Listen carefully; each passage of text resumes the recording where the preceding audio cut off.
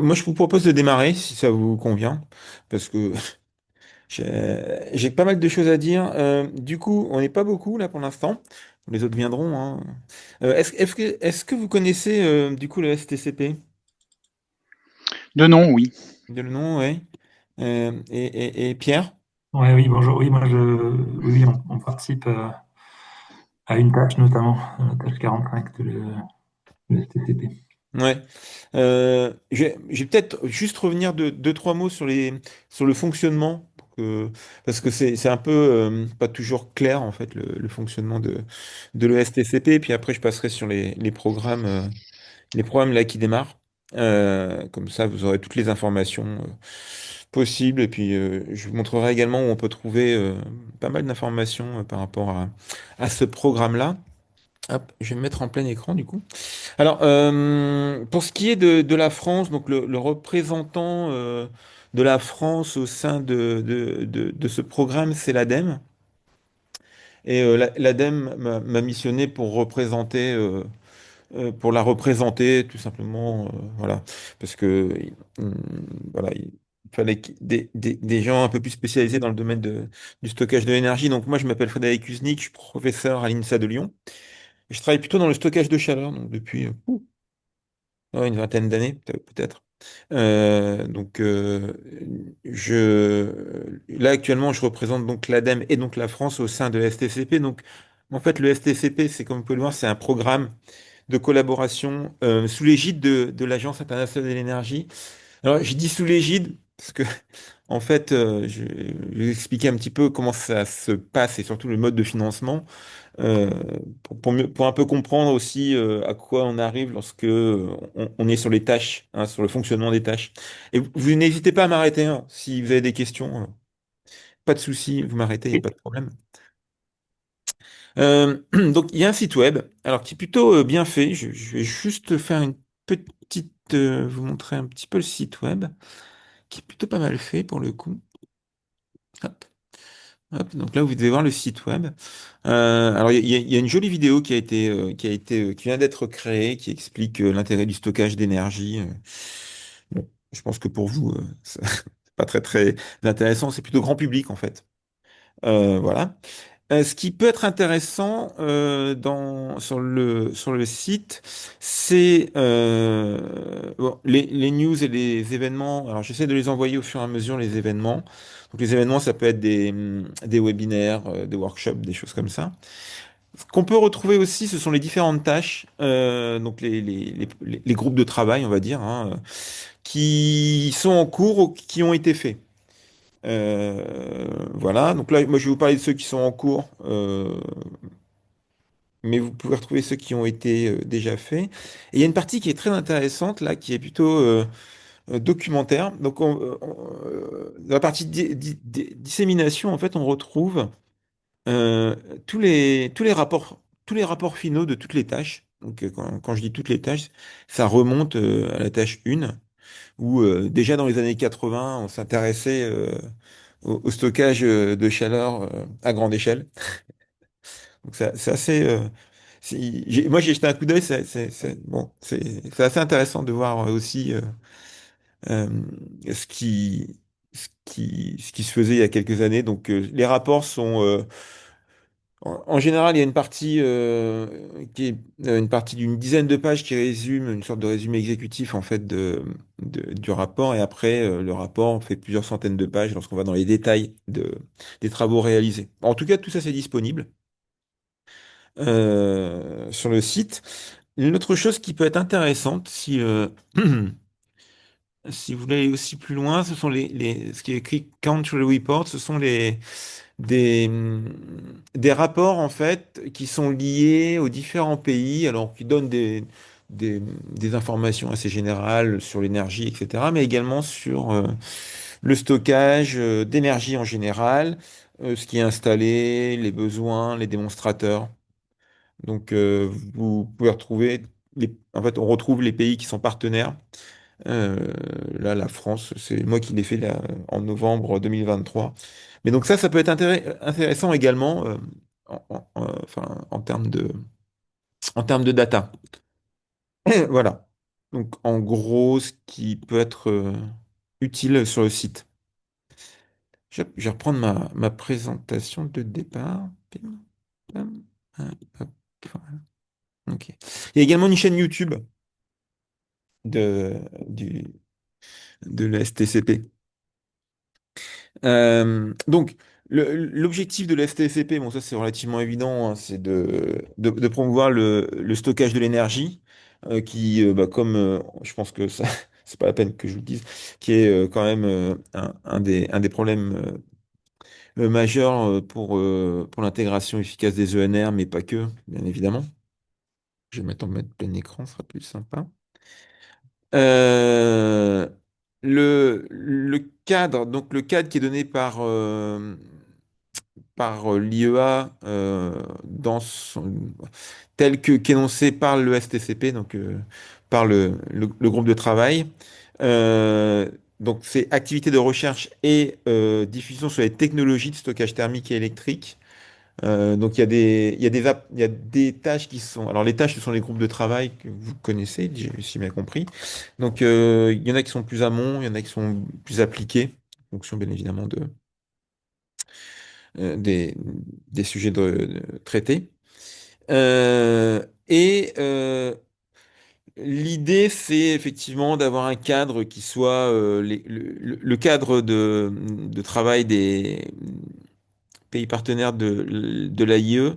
Mais comme on va le voir juste après, en fait, tous les pays partenaires de l'AIE ne sont pas partenaires de l'ESTCP.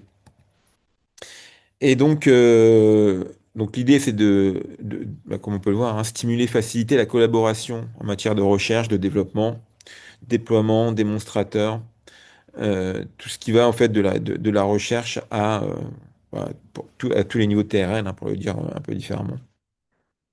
Hum, Augmenter la visibilité aussi des technologies de stockage thermique, d'énergie, pardon. Alors, je dis thermique, ça c'est des formations hein, par rapport à à mon background, je m'excuserai. Mais pour être tout à fait franc, il y a peu de groupes de travail de tâches sur le stockage électrique, parce que il y a d'autres communautés en fait sur le stockage électrique.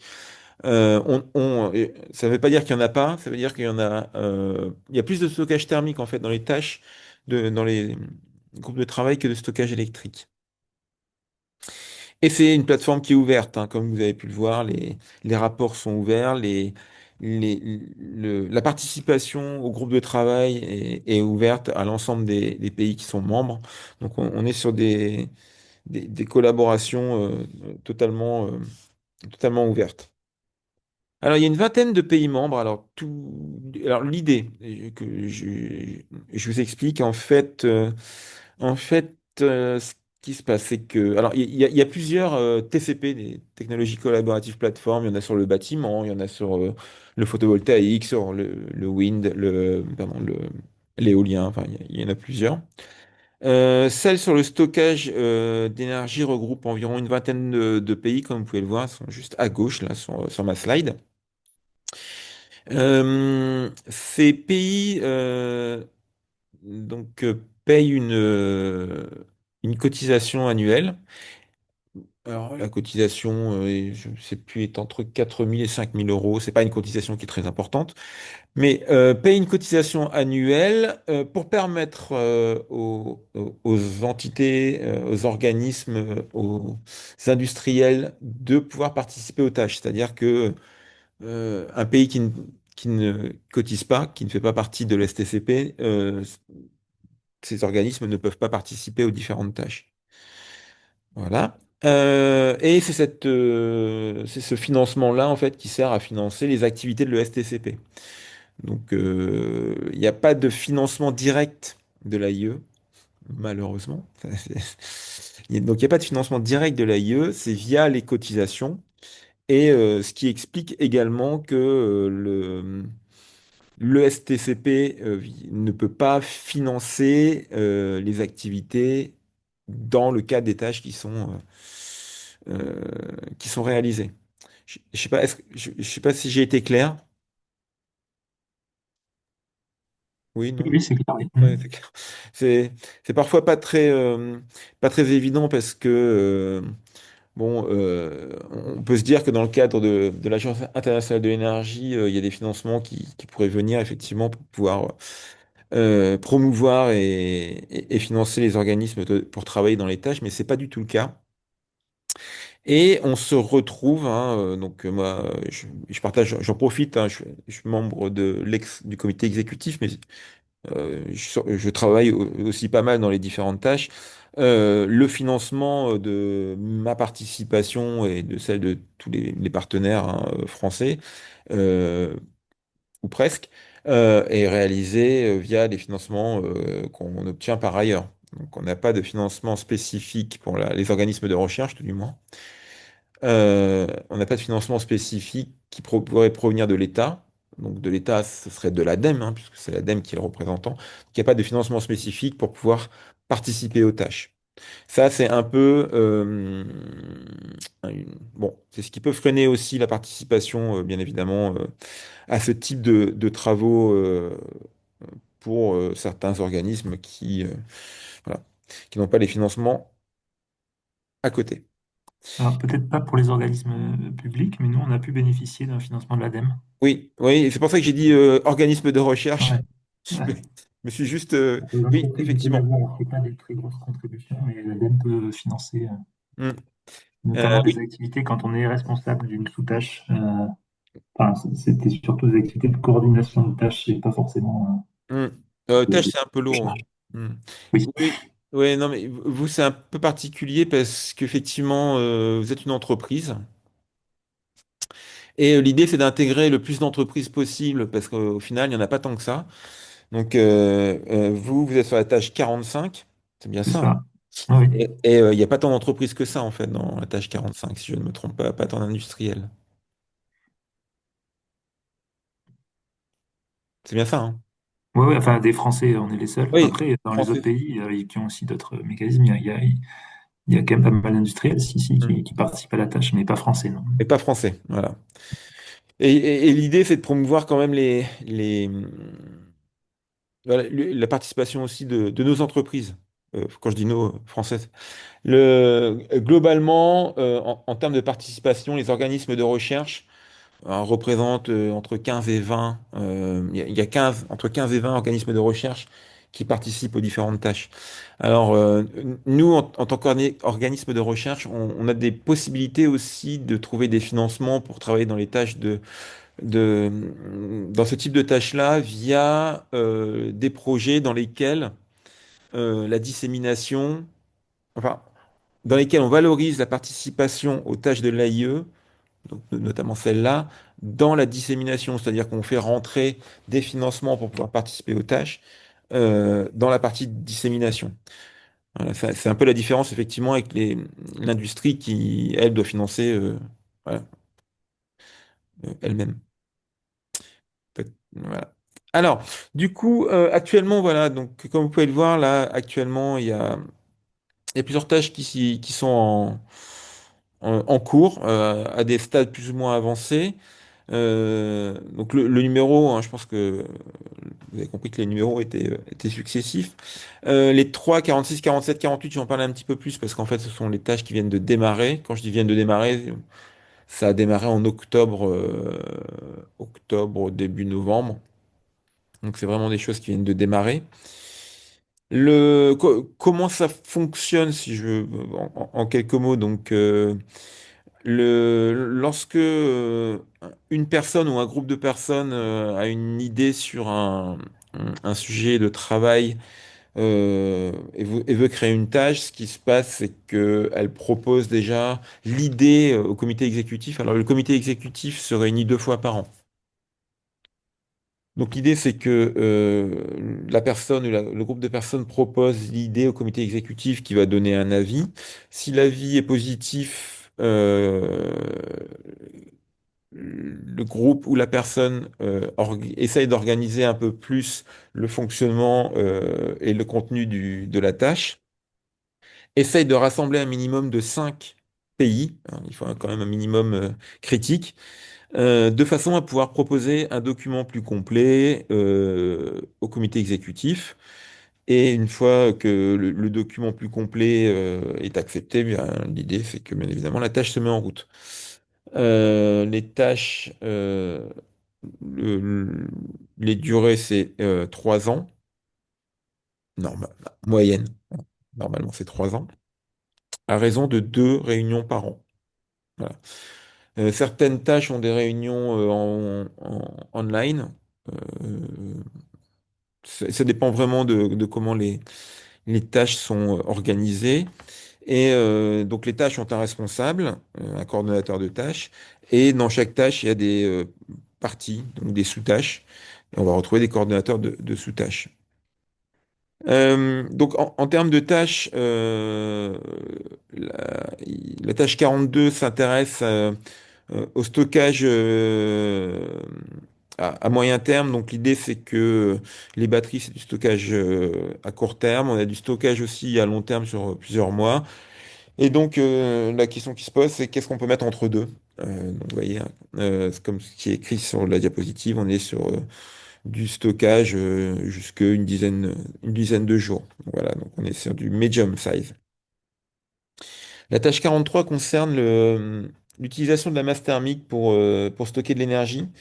Donc, la masse thermique activée, hein, c'est-à-dire pas pas de l'inertie seule, hein, ce sont des masses thermiques activées dans le sens avec des systèmes de chauffage, refroidissement, euh, pipe dans les murs et dans les dalles. Dans cette tâche, il y a des questions bien évidemment de technologie, mais également des questions de durabilité des systèmes. La tâche 44, elle, s'intéresse à un type de système donc, qui s'appelle les batteries Carnot. Donc, c'est du power to heat to power, en fait, à plus ou moins haute température. Tout dépend voilà, du système visé. Donc, il y a déjà une tâche qui s'est terminée il y a un an sur le power to heat, voilà, sur les batteries Carnot. Voilà, sur le power to heat to power. Qui a donné lieu donc à une continuation qui est la tâche 44, où l'idée c'est de voir comment intégrer ces batteries Carnot, notamment dans l'industrie. Euh, voilà, donc si vous voulez en savoir plus, hein, il n'y a pas de problème, hein, vous pouvez me poser des questions. Et la tâche 45, donc là on est... Oui. Il n'y a pas une tâche dédiée au Power to It seul? Power to It, non. Mais on retrouve dans Power to It, enfin, Power to It seul, non. Mais le Power to It est dans la tâche 44. Ok. Euh, oui. Mais c'est pas une tâche seule, voilà. C'est juste ça. Ok. Et dans la tâche 45, on va retrouver donc la partie large scale, stockage thermique large scale. Donc, Euh, bien évidemment, Pierre, toi, c'est toi le responsable de tâche, je suppose. Non, chez nous, c'est Nathan Fournier, un collègue de mon équipe, mais D'accord, qui a ok. participé ouais, au montage de la tâche. Il Voilà, suit un peu ce qui s'y passe, ouais. d'accord. Donc, qui est la suite d'une autre tâche. Donc, j'ai oublié le numéro. C'était la tâche 39, oui, la suite de la tâche 39. D'accord. Donc, dans laquelle l'idée, c'est bon, il y a différentes sous-tâches, hein. Il y en a une qui concerne le design. Tu m'arrêtes, hein, Pierre, si je me trompe pas. Oui. Il y en a une qui concerne le design et la conception des outils de conception, les outils de design en fait des systèmes de stockage, mais également il y a des questions au niveau de la durabilité des matériaux et des questions qui sont relatives aux stakeholders et policy. Enfin, je pense que vous comprenez ce que je viens de dire. J'ai les mots en anglais. Est-ce que j'ai oublié quelque chose, Pierre? Ouais, c'est ça. C'est les trois tâches. Il y en a une quatrième, les trois sous-tâches. Il y en a une quatrième sur essayer d'établir des guidelines, enfin le début d'une Mm. standardisation, Oui, voilà, des normes de construction et aussi d'évaluation des performances des stockages. oui, Donc oui, d'un point de vue oui, scientifique jusqu'à ouais, c'est ça. contractuel, comment on peut Mm. contractualiser les performances du stockage. Ouais, c'est vrai, c'est vrai, c'est vrai. Oui, oui. Oui, et bien l'évaluation des performances, effectivement. Mm. Et du coup, on arrive sur les tâches 46, 47 et 48. Donc, je vais vous en parler parce qu'elles viennent de démarrer. Puis après, on pourra échanger sur l'ensemble des tâches. Oups. Ouais, bah alors. Tac. Alors, la tâche 46 est gérée par donc le BVES, qui est un organisme allemand. Dans lequel on va retrouver, enfin, c'est un organisme d'ingénieurs euh, en Allemagne dans lequel on retrouve bien évidemment du stockage d'énergie. C'est le BVES qui est représentant allemand, en fait. Et la personne qui a été déléguée par le BVES est Andreas Auer qui gère la tâche 46. Donc là, l'idée, c'est de regarder la partie application. Donc la 46, c'est application, la 47, c'est composants et la 48, c'est matériaux. euh, pour aller vite. Donc, la tâche vient de démarrer, hein, comme vous pouvez le voir, hein, juillet 2025. Elle dure 3 ans. Et le kick-off meeting, donc, était fin octobre, 27 au 29, à Lucerne, en Suisse. Donc l'idée, en fait, la question qui se pose, c'est de partir d'essayer de plus partir de l'application. Donc de l'application pour essayer de revenir au système de stockage, hein. C'est un peu, entre guillemets, je ne vais pas dire du reverse engineering, on n'est pas à ce niveau-là, mais l'idée, c'est de partir de l'application pour essayer de déterminer quels sont les systèmes de stockage qui sont les plus adaptés. Euh, le, le, la méthodologie qui est développée est à base de KPI. Donc, comme on peut le voir, alors, à droite, c'est ce qui est le plus simple à comprendre. C'est d'un côté, on retrouve les KPI qui sont liés à l'application en elle-même. Et de l'autre côté, les KPI qui sont liés aux technologies existantes. Et la question qui se pose, c'est d'essayer de faire matcher, en fait, ou de trouver une méthodologie pour faire matcher les KPI, applications et technologies. Donc il y a tout un travail qui a été fait d'ailleurs à Lucerne pour essayer de commencer à regarder comment définir les KPI et comment essayer de construire une matrice de corrélation en fait. L'idée c'est ça, in fine, c'est d'avoir des matrices de corrélation entre applications et technologie. Et, donc ouais, hop, je vais mettre directement cette, cette slide-là qui réexplique en fait le fait que euh, l'idée de partir de l'application, ça permet effectivement d'identifier, hein, on reverse le problème et on va essayer à partir de l'application d'identifier les systèmes à mettre en œuvre. Alors, comme toutes les tâches, en fait, cette tâche est découpée en sous-tâches. Alors, la sous-tâche 1, c'est la matrice dont je parlais précédemment, la matrice de corrélation entre enfin, c'est la création de la matrice de corrélation entre application et technologie. La 2, comme on peut le voir, c'est des exemples de bonnes best practices, de bonnes pratiques. Ensuite, on va retrouver des choses autour de l'évaluation et la priorisation des solutions de stockage qui auront été identifiées dans les sous-tâches 1 et 2, mais surtout dans la sous-tâche 1. Et il y a toujours une partie communication, dissémination au niveau des... On retrouve ça souvent pour pouvoir impacter un maximum de personnes. Voilà. Je sais pas, vous avez des questions peut-être? Ou je passe à la suite et on en discute après? Non, non, moi c'est bon. Ok. Alors, la tâche 47, donc qui est alors la tâche 47 est réalisée en hum, collaboration. Alors, euh, le STCP, c'est le stockage d'énergie, et il y a un autre TCP qui s'appelle Solar Heating and Cooling. Et il est possible de faire des tâches qui soient croisées entre les différents TCP. Donc, celle-ci, en l'occurrence, qui s'appelle la tâche 47 pour le STCP et la tâche 74 pour Solar Heating and Cooling, s'intéresse cette fois-ci aux composants pour le stockage de chaleur. Pas électrique, hein, là pour le coup, autant pour la précédente, la partie électrique, même si elle n'est pas écrite de façon explicite et dans le programme, autant là on est sur du stockage thermique. Donc l'idée est de s'intéresser cette fois-ci aux composants avec des problématiques qu'on retrouve souvent en fait au niveau des composants de stockage de chaleur, qui sont les échanges de chaleur pour tout ce qui est PCM et matériel à changement de phase, pardon, et stockage sensible, et les réacteurs, donc c'est-à-dire l'endroit où on va avoir des réactions pour le stockage, ce qu'on appelle thermochimique, donc soit réaction chimique, soit sorption. Voilà.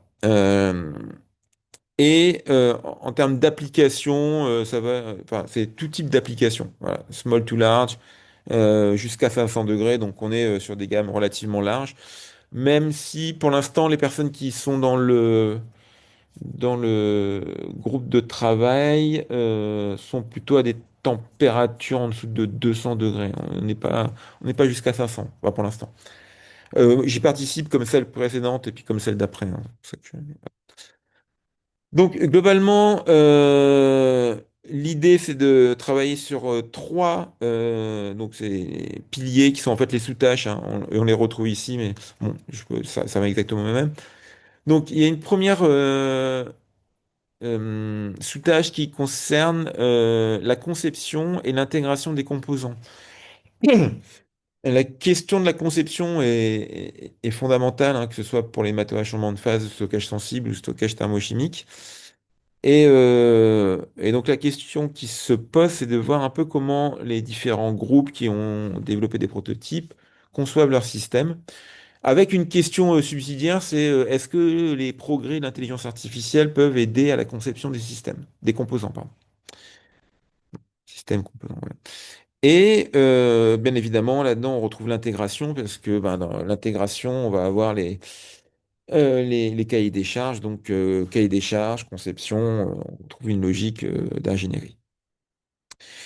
Le deuxième pilier est un peu plus, comment dire, un peu plus technique, technique, un peu plus compliqué. C'est quelque chose qu'on a vu apparaître il y a quelques années, sur lequel c'est pas très évident, c'est l'état de charge en fait. C'est connaître l'état de charge d'un stockage thermique. Alors, on peut connaître l'état de charge d'un stockage sensible. Euh, on a quand même des idées avec des mesures de thermocouple qui permettent quand même d'avoir une idée du stockage disponible. Pour les matériaux à changement de phase, ça se complique un petit peu. Pour l'instant, on a surtout les méthodes optiques et à ultrasons. Pour le stockage thermochimique, donc avec des réactions chimiques, là par contre, il y a pas grand-chose. Donc voilà, donc il y a une sous-tâche enfin, dont l'objectif est d'essayer de voir quelles sont les différentes techniques disponibles pour pouvoir déterminer l'état de charge d'un stockage à un instant donné. Et la troisième sous-tâche, elle s'occupe bien évidemment de la partie cas d'étude orientée application. Et là, on fait le lien avec bien évidemment la tâche précédente, hein, qui est elle application. La dernière, la première et la dernière, puisque il n'y en a eu qu'une seule. Euh, Réunion a eu lieu à Stockholm, euh, mi-octobre. Et comme vous pouvez le voir, il y avait une trentaine de personnes euh, on-site et autant online. Alors, vous allez voir que cette tâche est en collaboration avec la suivante, la 48. Je vais pas revenir sur les sous-tâches, parce que je pense que je les ai développées précédemment. Et donc là, j'arrive à la troisième, donc qui est la tâche 48, qui est un peu le pendant de la tâche 47, mais cette fois-ci côté matériaux. Donc là, on bascule sur... Alors, sur la tâche 47, au niveau composant, on est sur de l'ingénierie. L'ingénierie. Sur la tâche 48, on est plutôt sur Material Science, on est plutôt sur Material Engineering. On est sur la partie matériaux. Donc une fois de plus, c'est une tâche qui est en collaboration avec pardon, le programme SHC Solar Heating and Cooling. La dernière réunion a eu lieu en même temps que la tâche 47. En fait, la tâche 47 et la tâche 48 ont des réunions communes parce que la partie matériaux et la partie composants doivent dialoguer à un moment pour pouvoir clairement faire des matériaux, c'est intéressant dans un objectif donné, et d'un point de vue composant, il faut des matériaux donnés pour pouvoir arriver euh, à répondre à des cahiers des charges, on peut dire, un peu différemment. Euh, voilà, donc comme c'est écrit en bas, les meetings sont partagés, pardon, excusez-moi, avec la tâche 47. Donc là, l'idée, c'est bien de travailler sur la partie matériaux pour pouvoir. Alors, dans la partie matériaux, on va avoir une question sur la caractérisation des matériaux, qui est pas, qui est pas quelque chose d'aussi évident que ça en a l'air. Surtout pour les matériaux à changement de phase et encore plus pour les matériaux dits thermochimiques, où il n'y a pas de méthode unifiée de caractérisation.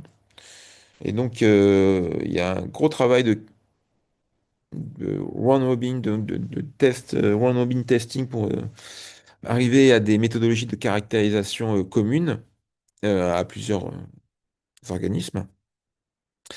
Et à partir de la caractérisation, il y a également la création d'une base de données donc, qui existe pour les matériaux à changement de phase et pour les matériaux thermochimiques.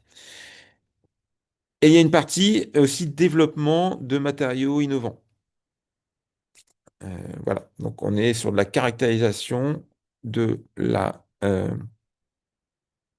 base de données et du matériau innovant.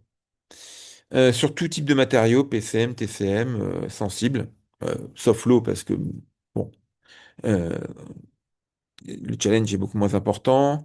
Euh, Elle dure 3 ans, de la même façon que les tâches précédentes, jusque 2028. Donc en termes de sous-tâches, il y en a une dont je m'occupe qui s'appelle Lessons Learned. Donc l'idée c'est euh, de, de regrouper en fait les findings, ce qui est trouvé lors de ce travail, donc de le regrouper sous forme de messages clairs, simples, mais étayés. Une partie caractérisation de matériaux et bien évidemment développement de méthodes de mesure. Une partie développement de matériaux, une partie database, donc base de données, qui sont disponibles. Hein. Si vous voulez avoir accès aux bases de données, m'envoyez un mail, je vous envoie le lien avec les bases de données, il y a aucun souci. Et, euh, et Planning and Continuous Activity, en fait, Christophe est le manager de tâches de cette tâche numéro 48. Tac. Moi, j'en ai terminé. Et du coup, est-ce que vous avez des questions ou pas? Est-ce que j'étais clair? Donc, oui, c'était clair, ouais, donc j'ai pas spécialement de questions. Moi, tout ce que je peux vous dire, c'est que, alors moi, mon retour d'expérience pour le coup, c'est que en participant à cette tâche-là, donc ça permet bon, de créer un réseau évidemment qui peut servir pour déposer des projets, notamment des projets européens. Euh, Moi, j'apprends toujours des choses, hein, tout le temps. C'est très intéressant de pouvoir se confronter aux autres. Pierre, pour vous, c'est votre retour par rapport à ça? Nous, c'est pareil, c'est intéressant d'apprendre des choses et de spécialiser différents horizons industriels et scientifiques. Mhm. C'est Voilà, ça permet de cultiver le réseau. En effet, ça nous a permis de participer à des projets européens. Mhm. Et puis nous, on y voit aussi un intérêt pour nous dans le développement de la filière. Mhm. Les sujets sur l'estimation des performances des stockages, pour nous, c'est Mhm. un sujet industriel même. Oui, Parce que quand on vend un système de stockage, comme ça peut nous arriver, on s'engage sur des garanties de performance. Mhm. Mais comment sont-elles mesurées? Quelles sont-elles? Comment sont-elles définies? Oui. Il n'y a rien de très, enfin, il n'y a pas vraiment de référence à notre connaissance là-dessus. Mhm. Euh, et du coup, ce qui fait qu'on est souvent un peu à la merci des demandes du client, qui peut Oui. avoir des demandes. Enfin, nous, on a des clients qui peuvent nous demander des indicateurs de performance qui scientifiquement sont pas pertinents, quoi. Mhm. Mais tant qu'on n'a pas de guidelines, de standards à leur opposer, Mhm. difficile de faire passer, hein. Donc ça, pour nous, c'est intéressant de travailler pour essayer d'arriver à un peu voilà, des standards ou des bonnes pratiques. Et si elles ont le tampon Agence internationale de l'énergie, ce sera plus facile pour nous Mhm. de proposer voilà, des garanties de performance pertinentes pour tout le monde, quoi. Oui, bah, d'autant que Vim est assez comment dire, moteur par rapport à ces problématiques finalement qui sont liées à l'application industrielle des stockages à grande échelle. Je sais qu'il a fait, il a fait un webinaire avec beaucoup d'industriels, si je ne me trompe pas, Hmm. qui a plutôt bien marché euh, et qui, a priori, de ce que j'ai compris, était très intéressant. Vous avez Oui, dû. j'ai pas pu le suivre, mais ouais, mon collègue qui l'a suivi, en effet, ouais, apparemment, c'était bien. Ouais. Mm. Ouais, ça, effectivement, c'est intéressant de ce point de vue-là.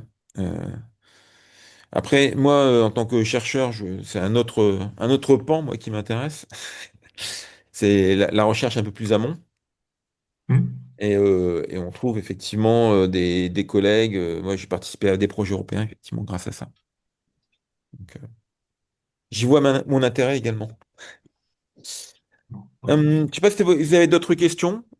Bon, parce qu'en tout cas, moi, je suis disponible, hein. Si vous avez des questions, tout ce que vous voulez par rapport à ce travail-là de dans le cadre de l'ESTCP, accès à des documents, tout ce que vous voulez, moi, faut pas hésiter à m'envoyer un mail.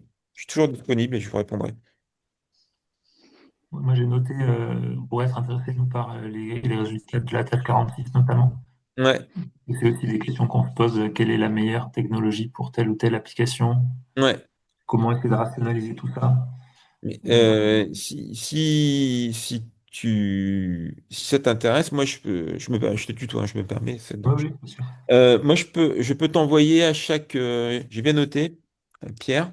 Je peux t'envoyer des short notes sur ce qui se dit lors des réunions. Short notes, ça veut dire des petits résumés sur les points principaux qui ont été soulevés qui pourraient intéresser Nuit. Ah oui, oui, ça peut nous intéresser, oui, complètement. J'ai noté. Oui, merci. Faut pas hésiter. Donc voilà, des choses comme ça, faut Ouais. pas hésiter parce que moi, je participe notamment à celle-là. Euh, voilà, je peux toujours faire remonter des choses. Et il y a d'autres participants français, justement, dans ces trois nouvelles tâches, Oui. 46, 7, 8. Ouais, ouais. On retrouve l'IFPEN Ok, pour la partie application, notamment. Et on retrouve des laboratoires de recherche pour tout ce qui est matériaux et composants, ok. globalement. Ouais, on a beaucoup d'organismes de recherche. Il faut avouer qu'on a beaucoup d'organismes. Les industriels, c'est un peu plus. Bah tiens, je vais te poser la question, du coup, Pierre. Euh, pour atteindre les industriels, parce que c'est, enfin, comment faire d'après toi pour atteindre. Quand je dis atteindre, c'est intéresser les industriels à ce type de travail, de groupe de travail. Est-ce que tu as des suggestions à me faire puisque...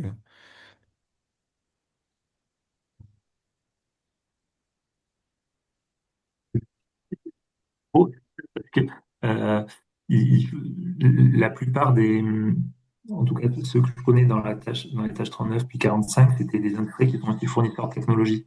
Hmm, Et eux, ils ont un intérêt direct, je pense. hmm, Après, les utilisateurs, c'est plus difficile. hmm. Il y en a moins. Et je pense qu'en France, on pourrait avoir enfin, des industriels auxquels on pourrait penser que c'est peut-être des grands énergéticiens. Et eux, en effet, j'ai pas de recette pour les. Moi, je travaille avec EDF, Engie.